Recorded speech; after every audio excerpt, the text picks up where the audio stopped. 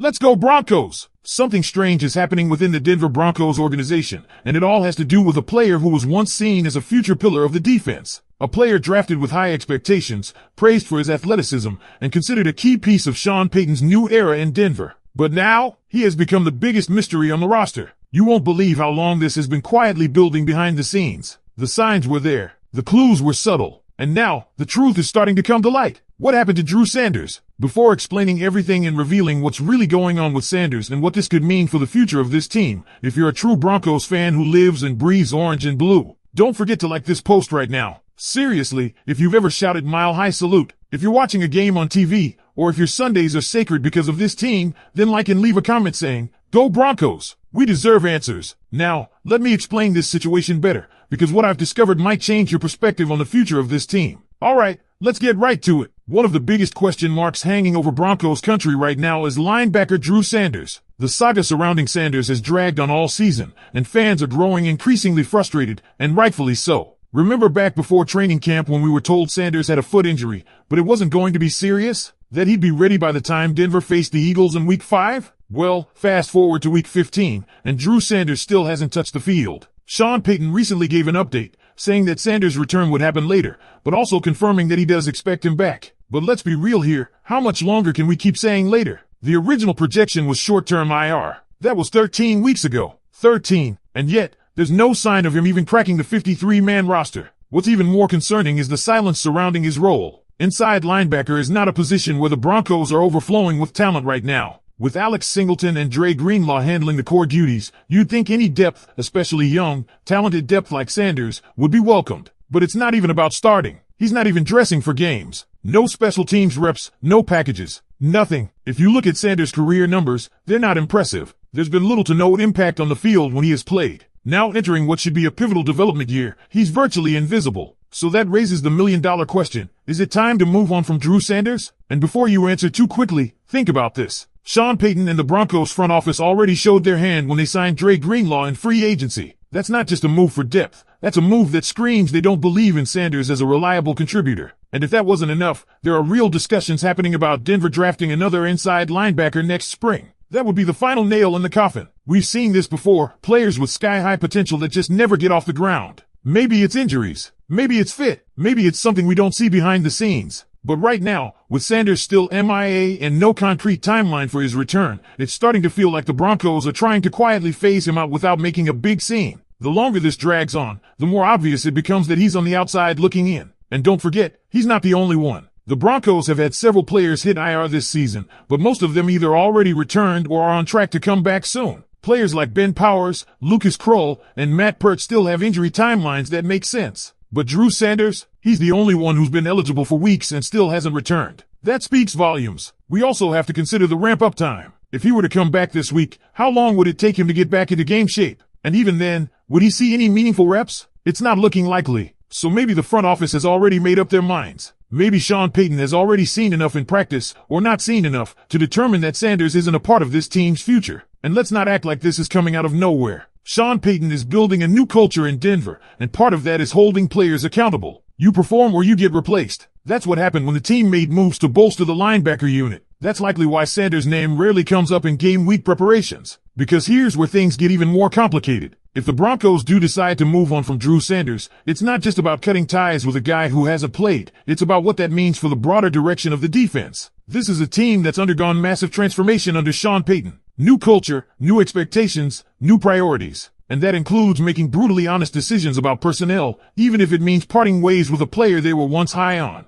Let's go back to the 2023 NFL Draft for a moment. When the Broncos selected Drew Sanders, it was viewed as a steal. Many analysts praised the pick, calling him a versatile, high-upside linebacker with pass rush potential and solid instincts. There were even whispers that he might eventually develop into a hybrid weapon, a guy who could rush the passer and drop into coverage. But here we are, heading into the final stretch of the season, and that promise has turned into a painful waiting game. The team's silence on his status beyond vague injury updates is telling. Sean Payton doesn't sugarcoat things. If there was something to be optimistic about, we'd hear it. Instead, we get the same cautious language, he'll return later. But later is becoming never, and the longer it takes, the more it feels like a strategic delay. The Broncos might simply be buying time to quietly evaluate their options without dealing with public backlash for officially shelving a former high draft pick. And let's not overlook the other layer to this, his contract. He's still on a rookie deal, so theoretically, there's no rush to release him. But the NFL isn't just about contracts, it's about value. If a player is eating up a roster spot, even on a rookie salary,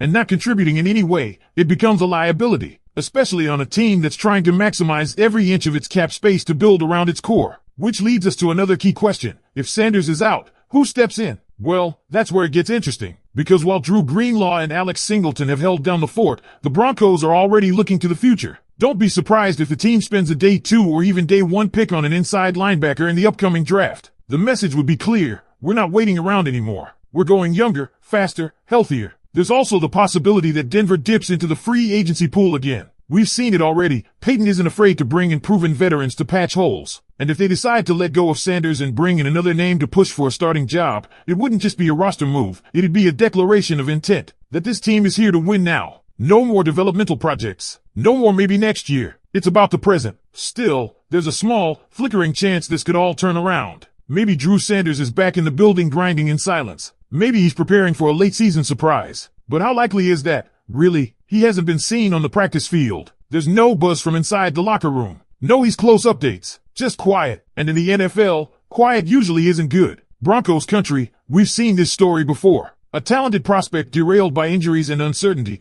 only to fade out of the picture while the rest of the team moves forward. The difference this time is the stakes. This isn't just about Drew Sanders. It's about what his situation says about the Broncos' new identity under Sean Payton. It's about how this team evaluates risk, loyalty, and production. And if we're being honest, Sean Payton doesn't strike you as a coach who holds onto players just because of potential. He wants toughness. He wants availability. He wants results. That's why guys like Jaquan McMillan and Jonathan Cooper have seen their roles expand. They deliver when called upon. Sanders, despite all the preseason hype, has not. So here's the bottom line. If we don't see Drew Sanders in the final stretch of the season, it's probably over. The experiment didn't work. And if that's the case, Broncos country should brace for a big offseason move at linebacker. Whether it's a high-profile draft pick, a trade, or another veteran signing, don't expect Sean Payton to leave that role in limbo. Alright, that's where we'll leave it for now. If you made it this far, you're clearly one of the real ones. Smash that like button, subscribe to the channel if you haven't already, and keep riding with us all the way to the playoffs. Tap the video on screen to check out more exclusive Broncos breakdowns and behind-the-scenes updates you won't get anywhere else. This is Broncos. I'll see you in the next one.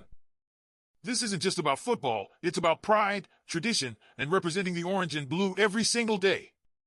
Being a Denver Broncos fan means standing tall in every season, no matter the record, no matter the odds.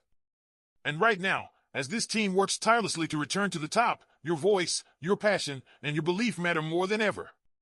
Think about what it means to wear the Broncos jersey, to walk into Empower Field at Mile High, to scream your lungs out on a third down while the Rocky Mountains stand proud in the background. That's power. That's legacy. This franchise has seen legends, from John Elway to Terrell Davis, from Champ Bailey to Von Miller, and now, a new generation is being built. But they need you. Sean Payton is building something serious in Denver. Piece by piece, the culture is changing.